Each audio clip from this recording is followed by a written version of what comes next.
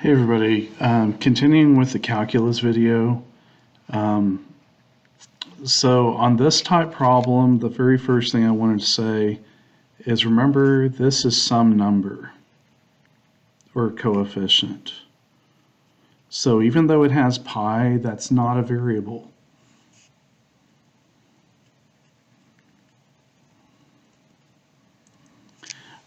So it looks probably a little more complicated than it actually is.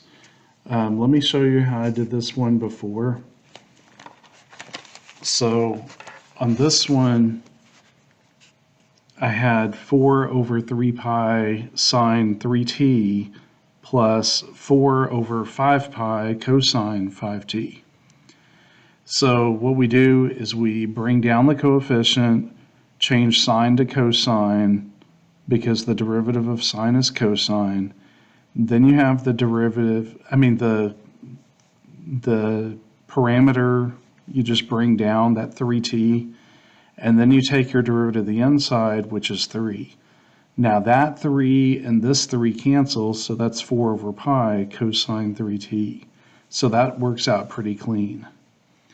Now on this part, your derivative of cosine is negative sine. So you bring this part down, have it as sine 5t, and then the derivative of the inside part is 5. And then that 5 cancels with that 5. And so again, that's pretty clean. And then on the book, they factored out the 4 over pi. And so you're left, because it was the same thing for both of them. So then you're left with this. Now, here you do the exact same thing. Basically, we say put your coefficient, the derivative of sine is cosine. You keep the 5t how it is, and then put the 5 again, because that's the derivative of the inside is 5. Then that cancels with that, and so we have 6 over pi cosine 5t. Okay, now for this other part, the derivative of cosine is negative sine, so we put negative 6 over 7 pi sine 7t, and then the derivative of the inside is 7. And that 7 cancels with that 7, so we have minus 6 over pi sine 7t. Now notice both terms had 6 over pi, and so we get 6 over pi cosine 5t minus 7, or sine 7t. And that's that answer. So that's how that works.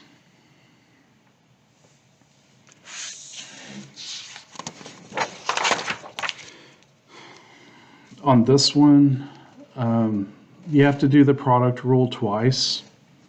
So this would be the u term, this would be the v term.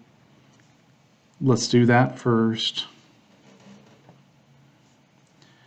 I'm going to say F1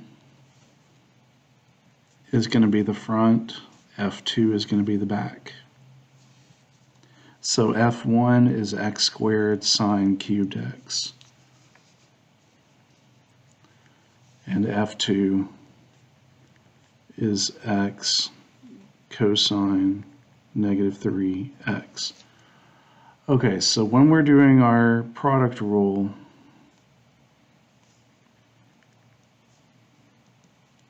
we do v times u prime plus u times v prime.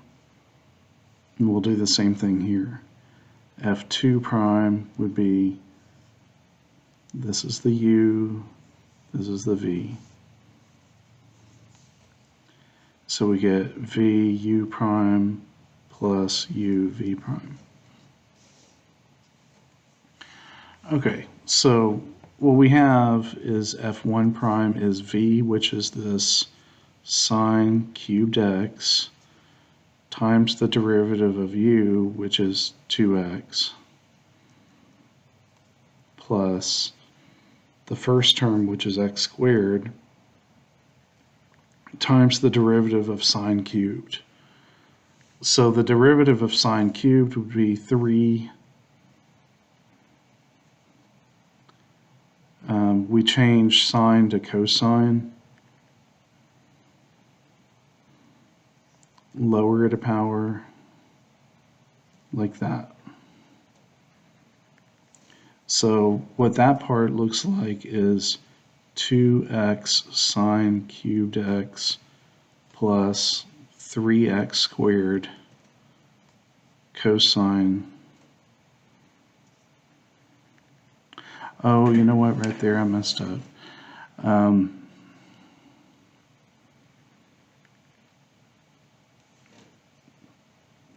on.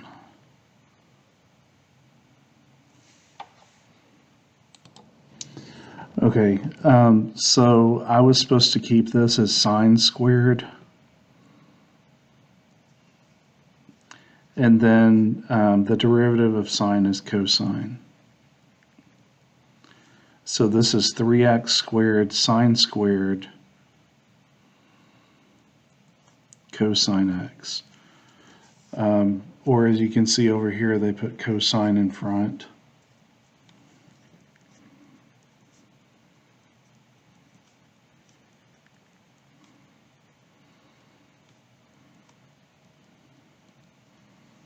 So that is the f prime part.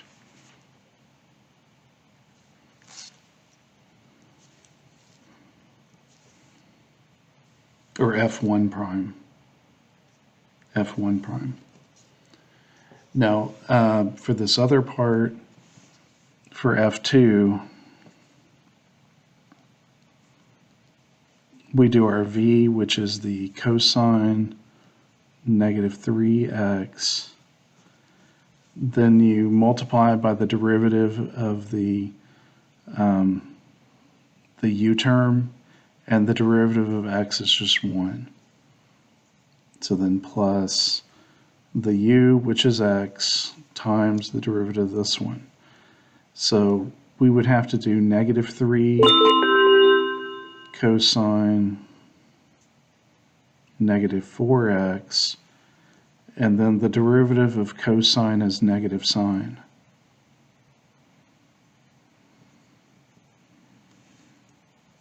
So that looks like cosine negative 3x. Now here I have a plus. Here I have a negative times a negative, which is a positive. And then I'll just make this 3x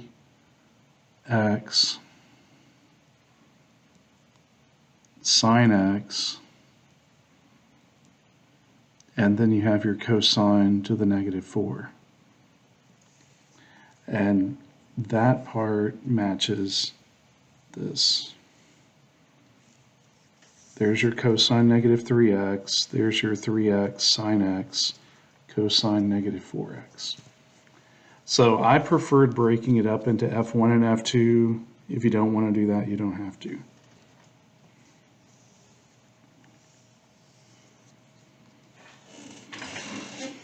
Okay, so now for number 12,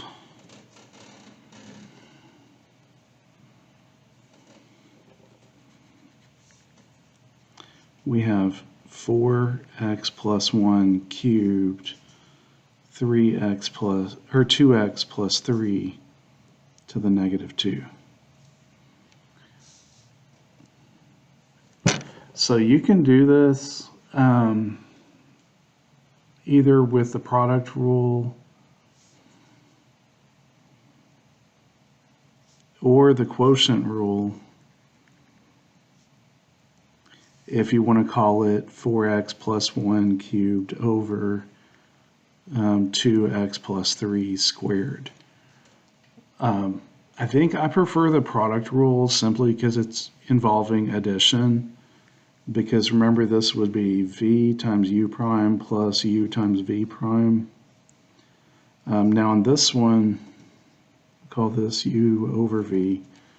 This would have to be v u prime minus u v prime over v squared, which probably is a little more complicated. So all things being equal, I'd probably go with the product rule.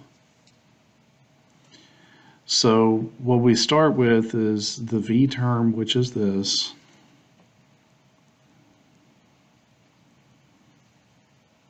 And then we need the derivative of the first part, because this is your u, because this is like u cubed v negative 2. So we have our v to the negative 2, and then we need our derivative of the u term, which would be 3 times 4x plus 1 squared times 4. So that's your front part. I'm going to go ahead and simplify that. So that would look like 3 times 4 is 12, 4x plus 1 squared over 2x plus 3 squared. So that's for the v u prime.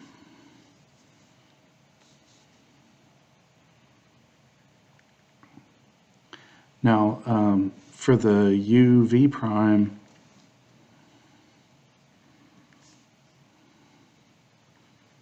part, we'd have u, which is the 4x plus 1 cubed,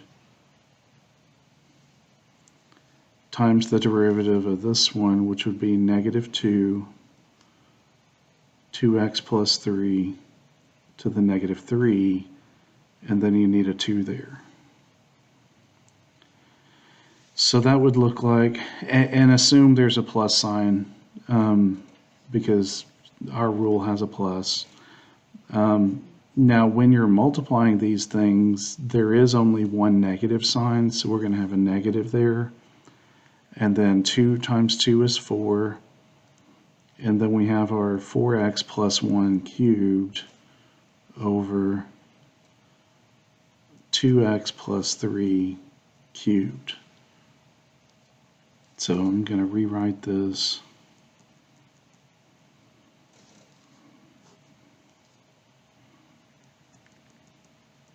Like that.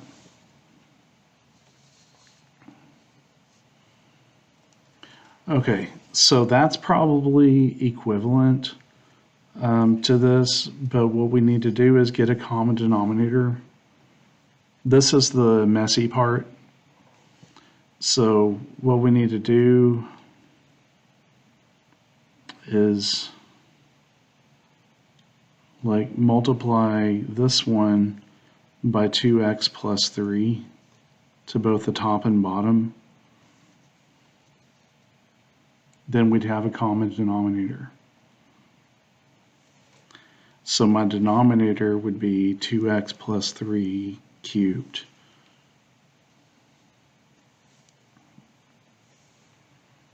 Now, in my numerator, I have 4x plus 1 squared. And then I need to distribute. I'm doing 12 times 2x is 24x. 12 times 3 is 36. And then I have minus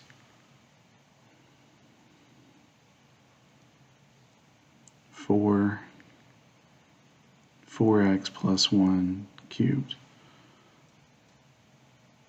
Okay, so we want to factor out the common term, which is 4x plus 1 squared.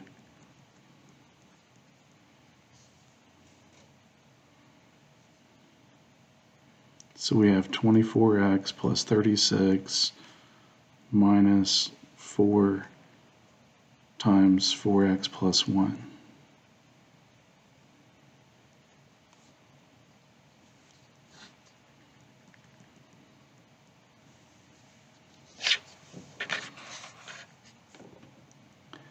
Now, this part is going to be 4x plus 1 squared times 24x plus 36 minus 16x minus 4 over 2x plus 3 cubed.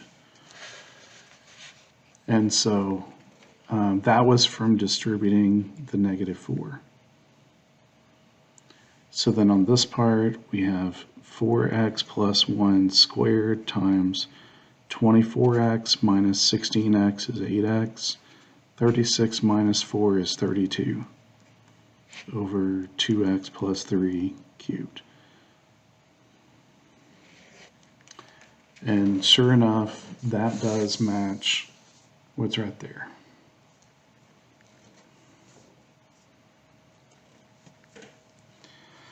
Okay, looks like on 13 and 14, I'm going to have to do that on a separate sheet of paper. I would caution you that on 14, use theta, not x, in your answer. So let's do those. Okay, so on our first one, which is number 13, we have the square root, it's a long square root, 8 plus x tan x. And that's what f of x is. And so we could rewrite that as 8 plus x tan x to the half power. That's my process. Whenever it's a square root, I change it to a half because you know we're doing derivatives, and so it's going to be easier that way. So then f prime would be bring the half in front, keep this the same,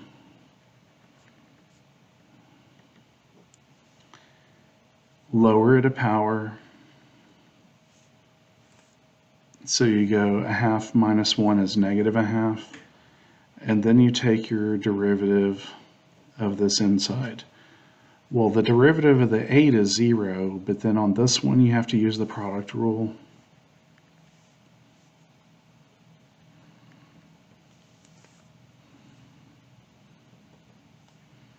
You have x tan x. I'm just going to do that separate so it doesn't get too messy. Remember, we call this u, call this v. We do v u prime plus u v prime.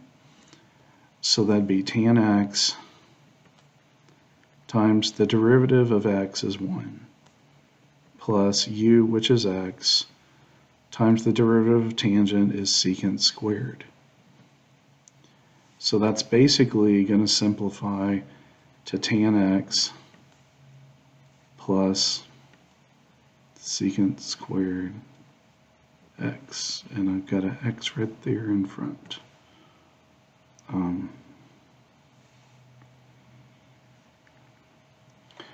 Okay, so then how we want to rewrite this, since there was a negative exponent, we want to move it down. And the 2 is in the denominator also, so I want to move that down as well. And I'm going to change that to be a square root.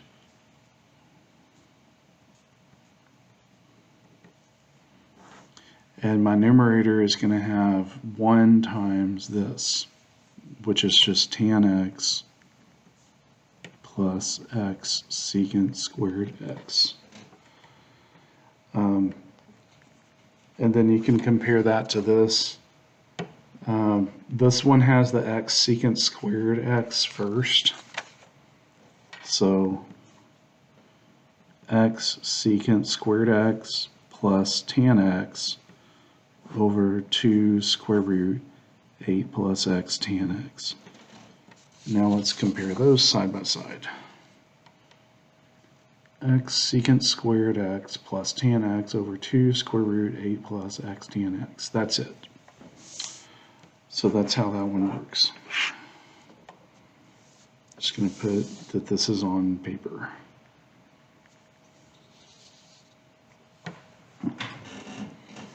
Okay, and then for our last one, number 14, we have sine theta to the 7th. Oops, I just did that wrong. Okay, so notice here it's theta to the 7th. So it's not that, it's sine theta to the 7th like that. Cosine 9 theta.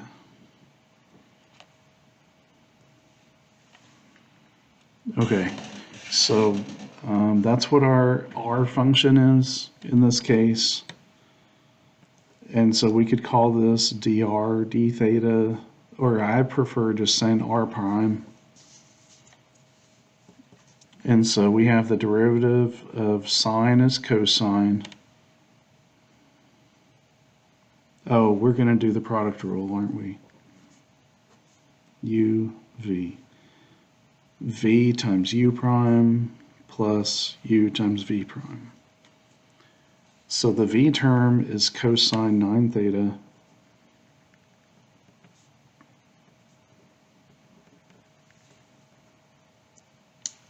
The derivative of this part, so the derivative of sine is cosine. Keep the middle the same. And then take your derivative of this part, theta 7th, which would be 7 theta to the 6th.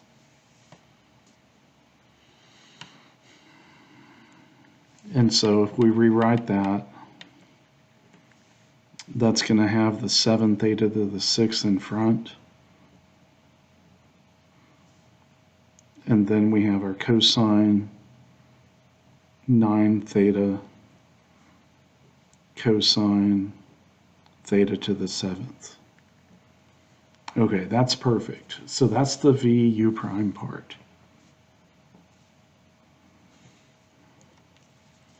So now we need the U V prime part. And there's a plus sign. So the U function is sine theta to the 7th. And then the derivative of cosine is negative sine.